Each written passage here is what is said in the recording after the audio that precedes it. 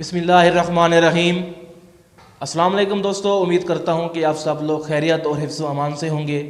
मैं हूँ मोहम्मद जमशेद मलिक और आप देख रहे हैं मुझे आपके अपने यूट्यूब चैनल पर। दोस्तों, पाकिस्तानी कौम जिस पर हर दूसरे तीसरे दिन कोई ना कोई सानहा बीतता रहता है, खुशकिस्मती और अल्लाह के फजल व करम से पिछले दिनों एक बहुत बड़े साने से बाल बाल बची है। और वो जो यकीनी सानहा था जिससे अल्लाह ताला ने हमें बचाया है, वो था PIA तैयारे की क्रैशिंग। दोस्तों, PIA यानी कि पाकिस्तान एयरलाइन, ये ऐसे एयरलाइन है जिसने कभी भी ढंग से काम नहीं किया। हर 6 महीने साल के बाद कोई ना कोई हादसा होता है और सैकड़ों की तादाद में कीमती जानें ज़ाय हो जाती हैं। उसके बाद होता क्या है, वही हुकूमत की इंक्वायरी करवाने की बातें, इंक्वायरी हो रही है, किसी न किसी को कुर्बानी का बकरा बना के हटा दिया जाता है, लेकिन कभी भी उसको सुधारने की किसी हुकूमत ने भी कोशिश नहीं की। और उसका खमियाजा पाकिस्तानी कौम को भुगतना पड़ता है कि हर वक्त, हर 6 महीने, साल, 1.5 साल, 2 साल में कोई ना कोई ऐसा हादसा हो जाता है।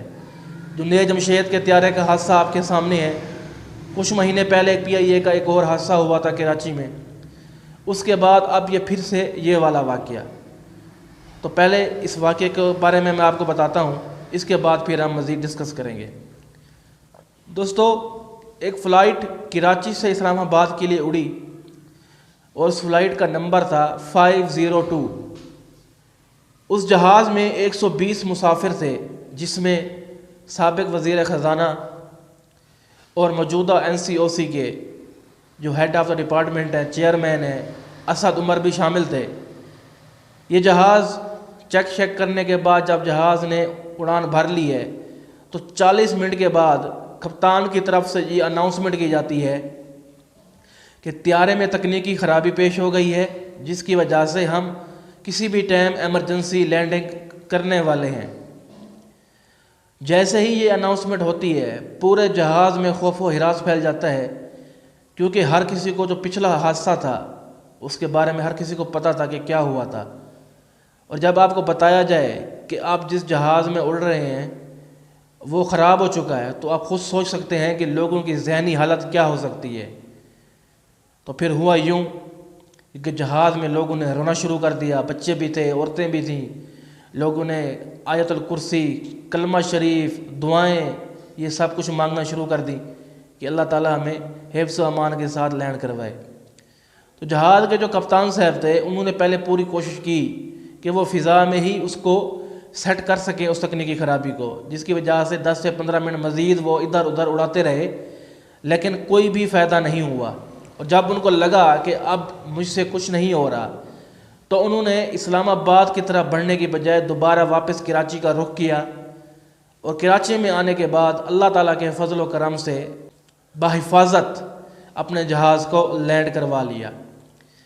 जहाज़ को लैंड करवाने के बाद तमाम मुसाफिर जब जहाज़ से बाहर निकले तो उनकी हालत ऐसी थी कि पूछे मत। ज़ाहिर सी बात है, जब कोई इंसान मौत के मुंह से बच के निकलता है तो उसके औसान ख़ता हुआ होते हैं, उनके सांसें तेज़ चल रही होती हैं, दिल की धड़कन बेतरतीब होती है। वो बार बार रो रहे थे और अल्लाह ताला का शुक्र अदा कर रहे थे। लेकिन उन तमाम मुसाफिरों को क्योंकि इस्लामाबाद तो जाना ही था, तो जो सिविल एविएशन है उनकी तरफ से उनका एक ऑफिसर आया और उन्होंने कहा कि जी हम आपके लिए एक और तैयारे का अरेंजमेंट कर रहे हैं, आप उसके साथ चले जाएं। लेकिन कोई भी मुसाफिर जहाज़ में जाने को तैयार ही नहीं था, क्योंकि एक खौफ सा दिल में बैठ चुका था। लेकिन बार बार समझाने के बाद और वफाकी वज़ीर असद उमर के समझाने के बाद फिर जाके सब तमाम मुसाफिर मुतमैन हुए और दूसरे तैयारे में बैठने के बाद वो बाहिफाजत इस्लामाबाद पर लैंड कर गए। लेकिन अल्लाह ताला के फजल व करम के साथ अगर हम किसी को इस बात का क्रेडिट देना चाहिए, वो है जहाज़ का कैप्टन, जो कि जहाज़ को उड़ाता है। अगर उस वक्त उसके भी औसान ख़ता हो जाते, क्योंकि ज़ाहिर सी बात है अगर जहाज़ ख़राब है और वह गिर जाता है तो उसके साथ जहाज़ का जो कैप्टन है उसकी भी तो मौत ज़ाहिर बात है होनी थी। लेकिन उसने अपने औसान बहाल रखे, वो घबराया नहीं, वो परेशान नहीं हुआ, वरना ऐसे मौके पर کوئی ایسی غلطی ہو جاتی ہے کہ ایسا غلط فیصلہ ہو جاتا ہے جس کی وجہ سے جہاز کریش ہو جاتا ہے، سب سے پہلے اللہ تعالیٰ کا شکر ہے، اللہ تعالیٰ کا کرم ہے، اس کے بعد کیپٹن کی بھی ہمیں تعریف کرنی چاہیے۔ دوستو، آپ نے کبھی سنا ہے کہ کسی غیر ملکی ایئر لائن کے جہاز کو کبھی حادثہ پیش آیا ہو؟ اگر آپ نے ایسا واقعہ سنا بھی ہوگا تو وہ کئی سالوں کے بعد سنا ہوگا، بہت سالوں کے بعد ان کا کہ ایک آدھا جہاز کے ساتھ اگر کوئی حادثہ پیش آتا ہے تو آتا ہے، لیکن جو ہماری ایئر لائن ہے اس کو ہر وقت حادثہ رہتا ہے۔ اور سب سے بڑھ کر ہماری ایئر لائن پچھلے 20-25 سالوں سے نقصان میں چل رہی ہے۔ جس کی بھی حکومت آتی ہے وہ اپنے دوست رشتہ داروں کو PIA میں ملازمتیں دلوا دیتا ہے، جس میں بھاری سیلریز، ہیوی الاؤنسز، یہ سارا کچھ۔ تو ظاہری بات ہے جس کمپنی میں 100 بندوں کی جگہ ہو وہاں پر 1000 ڈال دیں گے، 2000 ڈال دیں گے اور مہنگی تنخواہوں میں، تو اس کمپنی کا کیا بنے گا؟ اس کے علاوہ ہمارے ہاں سیفٹی کے بارے میں ذرا بھی خیال نہیں رکھا جاتا۔ اگر کوئی تکنیکی خرابی بھی ہے تو اللہ تعالیٰ کے سہارے جہاز کو اڑا لیا جاتا ہے کہ اللہ تعالیٰ ہیلپ کریں گے، اللہ تعالیٰ کا کرم ہوگا، کچھ نہیں ہوگا۔ جبکہ غیر ملکوں میں چھوٹا سا چھوٹا، معمولی بھی اگر اس میں فالٹ ہو تو اس جہاز کو جب تک مکمل طور پر ٹھیک نہ کیا جائے اس کو نہیں چلایا جاتا۔ اس کے علاوہ PIA اس قدر بدنام ہے کہ باہر کا کوئی بھی بندہ پاکستان اگر اس نے آنا ہو تو وہ PIA کو ہرگز بھی پریفر نہیں کرتا۔ میں اپنا ایک ایکسپیرینس آپ کو بتاتا ہوں۔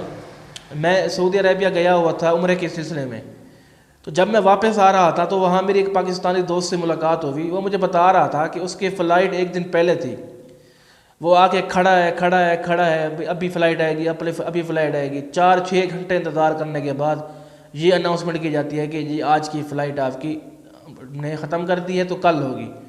تو وہ بندہ دوسرے دن آیا ہوا تھا اور اس دن بھی اس کی فلائٹ انہوں نے کینسل کر دی تھی۔ تو یہ تو ہے ہماری PIA کا حال۔ نہ ہمارے PIA میں کوئی سیفٹی ہے، نہ کچھ اور ہے، نہ کچھ بھی ایسی چیز نہیں ہے کہ جس کو آپ کہہ سکیں کہ یہ انٹرنیشنل لیول پہ کمپٹیشن کر سکتی ہے۔